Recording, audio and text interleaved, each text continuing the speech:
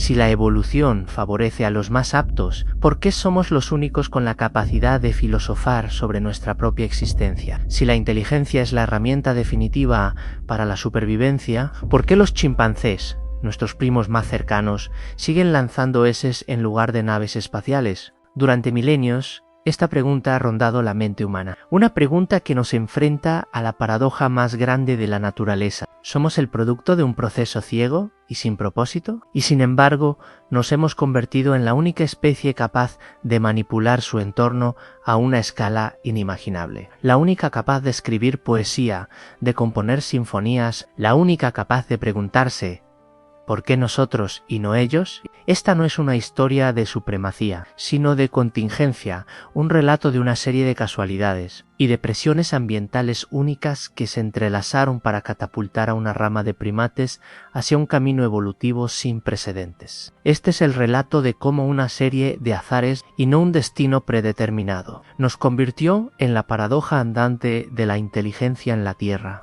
la cuna de la inteligencia, África Oriental y el clima cambiante. El telón se levanta hace aproximadamente 7 millones de años, en la vasta y verde selva de lo que hoy es África, en un mundo donde la vida se desarrollaba en la seguridad de los árboles. La historia de la inteligencia humana está a punto de comenzar, pero no como una gran revelación, sino como una respuesta a una crisis climática inminente. La Tierra estaba cambiando. Un ciclo de enfriamiento global, impulsado por variaciones orbitales. Estaba convirtiendo las exuberantes selvas africanas en una vasta y abierta sabana. Los árboles, el hogar de nuestros antepasados primates, empezaron a desaparecer. Este cambio radical en el ecosistema fue el catalizador. Obligó a nuestros ancestros, los homínidos, a abandonar su refugio arbóreo y aventurarse en un terreno desconocido y peligroso, la sabana en este nuevo entorno. La agilidad en las ramas ya no era suficiente. La supervivencia exigía una nueva serie de habilidades. La visión binocular, adaptada para saltar entre árboles, era ahora una ventaja crucial para detectar depredadores a larga distancia. El pulgar oponible, diseñado para agarrar ramas, se convirtió en una herramienta invaluable para manipular objetos en el suelo. Pero la adaptación más fundamental fue la bipedestación, o la capacidad de caminar sobre dos piernas. Caminar erguido no fue una elección consciente, fue una necesidad. Les permitía ver por encima de las altas hierbas y liberar las manos para transportar alimentos, y herramientas rudimentarias a nivel energético. También era más eficiente para cubrir largas distancias bajo el sol abrasador. Sin embargo, este cambio físico tuvo un efecto dominó que resonaría a lo largo de millones de años. Al enderezar el cuerpo, se modificó la columna vertebral y la base del cráneo, permitiendo que la cabeza descansara directamente sobre la columna. Esto liberó el cuello y facilitó un mayor flujo de sangre al cerebro. El escenario estaba listo para el siguiente gran acto, el desarrollo cerebral. Aquí reside el primer punto de giro narrativo. La inteligencia no fue una meta, fue una solución. La presión por sobrevivir en la sabana, un entorno hostil lleno de leones, hienas y otros depredadores, favoreció a los individuos que podían planificar y cooperar de manera más efectiva. Aquellos que podían idear estrategias de caza o recolectar recursos sobrevivían y se reproducían, transmitiendo sus genes a la siguiente generación. Mientras tanto, los chimpancés y gorilas, que vivían en las partes de la selva que no se habían encogido, se mantuvieron adaptados a su entorno. No tuvieron la misma presión evolutiva para desarrollar una inteligencia tan compleja. La chispa cognitiva, herramientas, lenguaje y el fuego. El desarrollo de herramientas marcó un punto de inflexión. El Homo habilis, que vivió hace unos 2.4 millones de años, no solo usaba piedras, sino que las modificaba, creando las primeras herramientas holduayenses. Estas simples piedras talladas, conocidas como choppers, podían romper huesos para acceder a la médula, o cortar pieles. Esta habilidad, que requería una coordinación mano, ojo y una planificación mental avanzada, estimuló directamente el crecimiento de la corteza prefrontal del cerebro, la región asociada con el razonamiento complejo y la toma de decisiones. Pero la verdadera revolución que cimentó nuestro camino único fue el dominio del fuego. La evidencia más antigua del uso controlado del fuego se remonta a hace 1,5 millones de años con el Homo erectus. El fuego no solo proporcionó calor y protección contra los depredadores, transformó nuestra dieta. La cocción de alimentos, especialmente de la carne, hizo que los nutrientes fueran más fáciles de digerir. Esto significaba que nuestros antepasados podían extraer más energía de menos comida, liberando recursos metabólicos para una de las estructuras más hambrientas de energía en el cuerpo.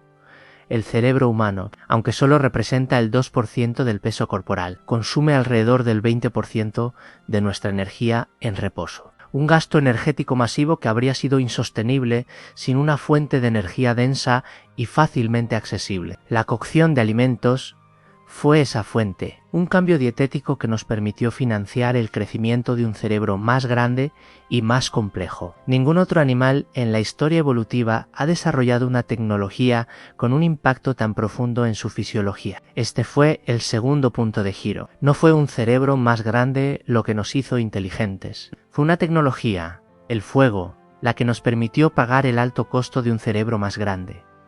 Con un cerebro en expansión, el siguiente paso lógico fue el desarrollo del lenguaje. El lenguaje articulado, un sistema de comunicación complejo con gramática y sintaxis. Es una habilidad exclusivamente humana. No es solo una cuestión de sonidos, sino de la capacidad de abstraer, de simbolizar, de compartir ideas complejas.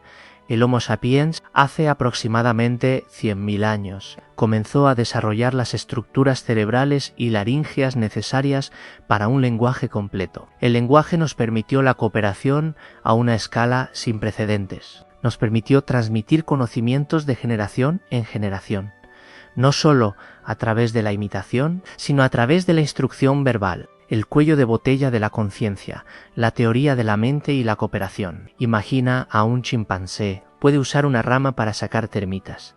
Una habilidad asombrosa, pero su conocimiento muere con él, o se transmite por simple imitación a sus crías.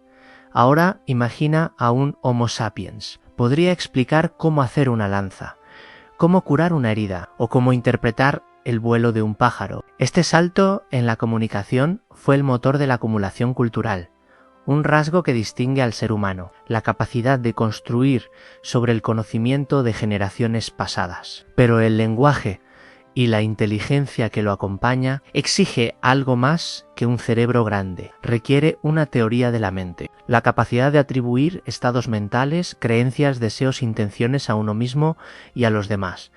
Esta habilidad, aunque presente en forma rudimentaria en algunos animales sociales, alcanzó su punto culminante en los humanos. Nos permitió anticipar las acciones de los demás y formar alianzas complejas. Nos permitió engañar y cooperar de manera sofisticada. La teoría de la mente es la base de la empatía y de la mentira, y es fundamental para la vida social humana. El Homo sapiens no era el más fuerte ni el más rápido de los homínidos.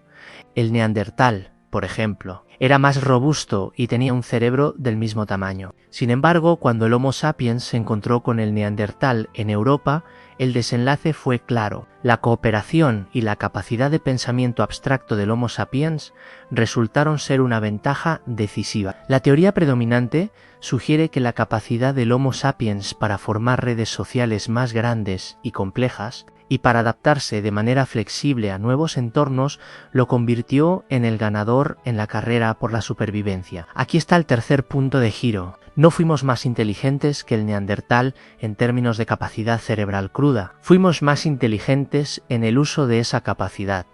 Fuimos capaces de cooperar a escala. El neandertal vivía en grupos pequeños y dispersos. El Homo sapiens formó tribus interconectadas. El lenguaje y la teoría de la mente nos permitieron construir una identidad tribal y trabajar juntos para superar desafíos que un individuo o un pequeño grupo no podría haber enfrentado solo. El efecto bucle, cultura, tecnología y la autocatálisis. A medida que el Homo sapiens se dispersaba por el mundo, la cultura se convirtió en una fuerza evolutiva por sí misma. El desarrollo de herramientas de caza más eficientes, como el arco y la flecha. Hace unos 20.000 años permitió la caza de animales más grandes y peligrosos desde una distancia segura. Este nuevo tipo de tecnología no solo cambió la forma en que cazábamos, sino que alteró nuestra relación con el medio ambiente. La capacidad de almacenar comida y la invención de la agricultura hace unos 10.000 años marcó el comienzo de una nueva era, el Holoceno. La agricultura no fue solo un cambio en la forma de obtener alimentos, fue el motor del desarrollo de las civilizaciones. La gente ya no necesitaba deambular en busca de comida, podían asentarse en un solo lugar. Esto llevó al crecimiento de aldeas y eventualmente ciudades con el excedente de alimentos. Parte de la población pudo dedicarse a otras actividades, la especialización, el desarrollo de la escritura y el surgimiento de las ciencias. La revolución agrícola es el cuarto punto de giro. La cultura no solo reflejó nuestra inteligencia, la amplificó. El ciclo se vuelve autocatalítico. La inteligencia humana crea herramientas y sistemas sociales, que a su vez favorecen el desarrollo de una inteligencia superior. La escritura, por ejemplo, permitió que el conocimiento se almacenara fuera del cerebro humano, liberando a la mente de la carga de la memoria pura y permitiéndole centrarse en el pensamiento abstracto y la resolución de problemas. La invención de la imprenta, la revolución industrial, la era de la información. Cada avance tecnológico, cada nueva forma de organización social, actúa como un andamio para el siguiente. Mientras tanto, los otros primates, los chimpancés, los gorilas, los orangutanes, han continuado su camino evolutivo adaptados a sus nichos ecológicos. No enfrentaron la misma presión de supervivencia en un entorno de sabana que exigía bipedestación, ni desarrollaron el control del fuego para financiar cerebros más grandes. Sus cerebros permanecieron estáticos. Su cultura, aunque fascinante, no se acumula de la misma manera que la nuestra. Su evolución sigue un camino de especialización, no de generalización y acumulación de conocimiento. El factor aleatorio y la contingencia histórica, el relato de la inteligencia humana, no es una teleología, un camino predeterminado hacia la grandeza. Es una historia de contingencia de una serie de factores aleatorios que se alinearon de una manera improbable. La ubicación geográfica, el cambio climático, el momento oportuno, la disponibilidad de recursos, todo contribuyó a la singularidad de nuestra trayectoria. Si la sabana no se hubiera formado, si el fuego no se hubiera podido controlar, si el Homo sapiens no hubiera desarrollado el lenguaje articulado, la historia habría sido completamente diferente. La singularidad de nuestra inteligencia es un recordatorio de la fragilidad de nuestra existencia. Somos el resultado de una serie de casualidades improbables y no el inevitable punto final de la evolución. Los chimpancés no son inferiores, son simplemente diferentes, perfectamente adaptados a sus propios nichos con una evolución que favoreció la socialización y la fuerza en lugar del pensamiento abstracto. La idea de una jerarquía de la vida con el ser humano en la cúspide es una falacia, un producto de nuestro propio sesgo cognitivo. El último punto de giro es una revelación sobre nosotros mismos. No somos el pináculo de la evolución. Somos una peculiaridad, una extraña mutación que accidentalmente se encontró con las condiciones perfectas para crear un cerebro, capaz de crear computadoras y misiles. Nuestra inteligencia no nos hace mejores, nos hace más responsables, o al menos nos da el potencial para serlo, el legado de la paradoja y el futuro de la inteligencia. El recorrido por el pasado evolutivo del ser humano nos revela que nuestra inteligencia no es un regalo divino, sino el resultado de una serie de contingencias ambientales, presiones selectivas y adaptaciones culturales, desde el cambio climático que nos empujó a la sabana hasta el dominio del fuego que nos permitió alimentar cerebros hambrientos. Cada paso fue una respuesta a un problema de supervivencia, y no una marcha consciente hacia un objetivo. La historia nos enseña que la inteligencia humana es una construcción frágil, construida sobre el andamio de la cultura y la tecnología.